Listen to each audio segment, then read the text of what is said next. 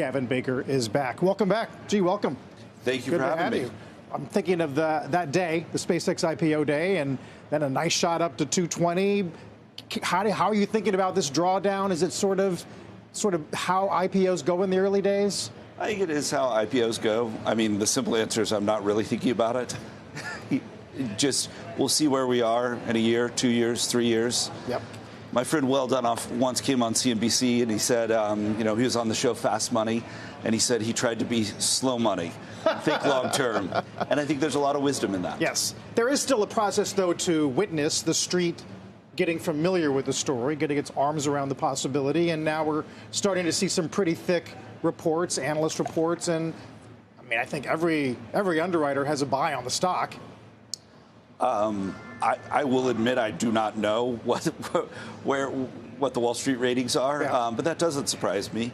And I think the big variable that maybe markets are missing with respect to SpaceX is they monetize a gigawatt of installed power at a meaningful premium to anyone else. They bring on those gigawatts of power faster and cheaper than anyone else, so they make the most profit per gig. And let's just say they bring on 3 gigs next year at their kind of announced monetization rates. That's $150 billion of revenue that's not in the model.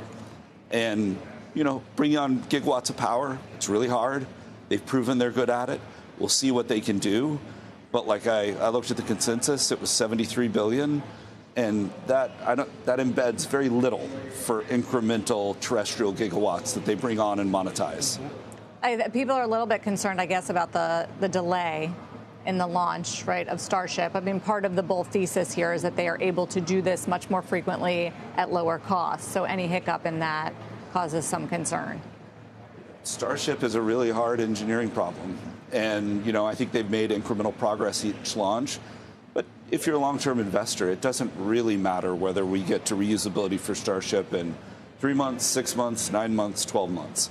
And I would focus, respectfully, people more on terrestrial compute in the next 2 to 3 years, how quickly they can bring that on and energize those GPUs and rent them out. You mean what they're doing with Anthropic, for instance? Absolutely. I think you're likely to see a lot more of that. There are questions about the sort of value of that as the technology changes very quickly and as these new models come out and leapfrog the old models, and especially if they're coming from China where they're open source and they're a lot cheaper, about the entire economics of the system. I guess there are questions. Yeah. You don't have those. No, why? Really why? What's your thesis here? Well, so open source models fundamentally just shift margin percentage and margin dollars from the kind of model layer to the infrastructure layer. If you have cheaper tokens of an equivalent intelligence, we're going to consume more of those. And if you believe, like I do, that we are structurally short compute, then you don't worry so much about margins at the model layer. And that's why that feeds you to a bullish thesis on neoclouds and other elements of the actual infrastructure build, yes? I mean, I don't know if I would use the word bullish, but I do think it leads you to an interesting risk-reward. Neoclouds, Cerebras, Nvidia, providers of compute, whether it be to frontier models or open source models. But talk a little bit more about, teasing out what you were just saying about, so we get these Chinese open source models like the Kimi one, and everyone freaks out that they're better and they're cheaper and they're open source. You don't necessarily think it's bad for OpenAI and Anthropic. Why? Well, it may end up being bad for them, but I just think the fundamental principle, I think open source software, like Red Hat, back in the day, now part of IBM, that is much cheaper than software. It's free. But a token, AI, when you consume it, it costs the same amount of compute, of watts, of energy, of CapEx, of OpEx to generate an open source token as it does to generate an Anthropic token. So then why do corporates have to pay so much more for Anthropic? Well, because it turns out that there is and this has been very surprising to me over the last year, that there is an enormous return to being at the frontier of intelligence. And I think the future is likely to be one in which maybe a majority of economic returns continue to accrue to these frontier tokens, but the majority of tokens processed are these very cheap open source tokens. And you can think of it, you use, if every enterprise, they're going to have a symphony of AI models that they use. And you're going to have the conductor. Maybe that's Anthropic, maybe that's Grok. And then you're going to have a lot of, people playing instruments. And those are these cheaper Chinese open source models that maybe have been fine-tuned on an enterprise's own data if they're worried about their data leaking to a closed source frontier model provider. And I think that is a likely future. Where the U.S. frontier models remain sort of in charge when it comes to the corporate customers. I think so. And there is also a lot of, Eric Vishria, partner at Benchmark, posted something maybe 18 months ago that I thought was fascinating. Just there may be as much lock-in at the product layer, at the harness layer, as there is at the model layer. And the products that Anthropic and some of the other frontier model companies have created, Claude Code, Grok Build, around their models are, I think, an increasing source of competitive advantage and switching cost. So I'm just trying to think ahead. Like, will a corporate have a lot of vendor diversity in this symphony that you described? Can it be one player delivering a suite? I think it is highly likely to be a multiple model future. And maybe some of these frontier models over time incorporate the ability, they make it really easy if you're Claude or you're Grok to bring in a cheap open source model that, maybe is a violinist. Right. and the conductor orchestrates. Huh. I'm just trying to figure out whether companies will want to minimize complexity, minimize vendor diversity, Well, I think they'll want to minimize complexity, but they will also want the most intelligence per dollar. Yeah. One thing that's really unique about AI, for the first time in my kind of history as a tech investor, being the low-cost producer matters. Intelligence per dollar is what matters, and that is a function of what is your cost per token, and having the most efficient infrastructure is really going to matter, and then how much intelligence do you have per token. So to get to an equivalent answer, Kimi K3, which is a great model and an achievement for China, it needs 2 to 3x more tokens, and each token costs compute, watts, energy, capex, all of that.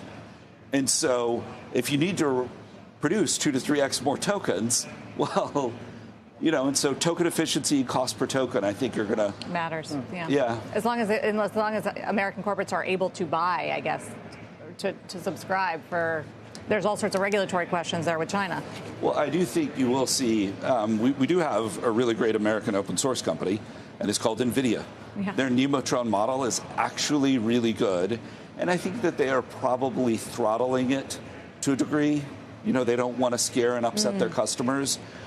But I think they could very quickly bring an American open source model close to the frontier whenever they want. Really? Do you have a position in Nvidia? I do. Just for and yes. You do not in Anthropic and OpenAI. I do not. I was a SpaceX investor, and there's been a detente lately between We've noticed. Anthropic and SpaceX, but that came too late for me. Well, I'm curious where you see Grok actually competing relative to the two of them. I think that the market reacted in exactly the wrong way to Kimi K3. It's wildly bullish for all of compute, wildly bullish for the AI infra trade. But I think it did really underreact to Grok 4.5 and Muse 1.1 from Meta. Grok 4.5 is on what is called the Pareto frontier, which just measures intelligence per dollar. And on some metrics, it's kind of outside the Pareto frontier. So you cannot get, at its level of intelligence, cheaper intelligence. And so it's not as intelligent as the Anthropic or OpenAI models, but it is more cost effective. It is more intelligence per dollar. Yeah. Someone was reminding me that, speaking of the SpaceX shares, that the XAI investment or acquisition came around 105. Do you see that as like a critical level for SpaceX? No, I think the stock's going to do what it's going to do. I think there's a lot of people who maybe own stock privately and are shorting the stock to hedge that. Right. We'll see. And then there's always, for whatever reason, a big kind of New York hedge fund short case in Elon companies. And, there's a graveyard of funds that shut down because they're Tesla short. Yeah. But a lot of people look at the valuation in this one. And then that comes down to how many gigawatts of power can they add? and the estimates on the screen might be really wrong. And then what happens? Grok 4.5 is a 1.5 trillion parameter model. They're training a 2 trillion parameter model right now. I think the Cursor acquisition for $60 billion is looking very smart. That was doing $3 billion in ARR when they bought it. I think it's probably materially higher. So I think there's a lot of variables. They have to execute on a lot of things. We'll see how this 2 trillion model comes out, and after that, they'll probably be a 6 trillion and then maybe a 10 trillion. And we'll see how those training runs go, and we'll see how those models benchmark when they come out. But if they are able to bring on a lot of power and sell that to other AI players at very high rates, and they are also able to bring on enough power where they can also serve their own models at a very low cost, I think that could be very interesting. It does feel like Wall Street has really put a premium on like the model supremacy over the cost so far. I think that's a mistake. Yeah. Yeah. Because that's the edge that you think Elon has. I do think, to the best of my knowledge, he has, Jensen said, the speed in which you bring on a gigawatt is literally cost, because every day that you're constructing a data center, you're employing, and by the way, we should talk about this, like data center builds, they're amazing for blue collar America. You're employing a lot of electricians, a lot of HVAC contractors, a lot of plumbers at like truly unimaginable rates. Yeah, New York doesn't want them. Yeah, it's crazy. Yeah, home builders can't get those guys. Yeah, exactly. Yes. Gavin, please come back. Yeah, it's good to have you. Thank you. This is whenever great. you're around. It's great to have you.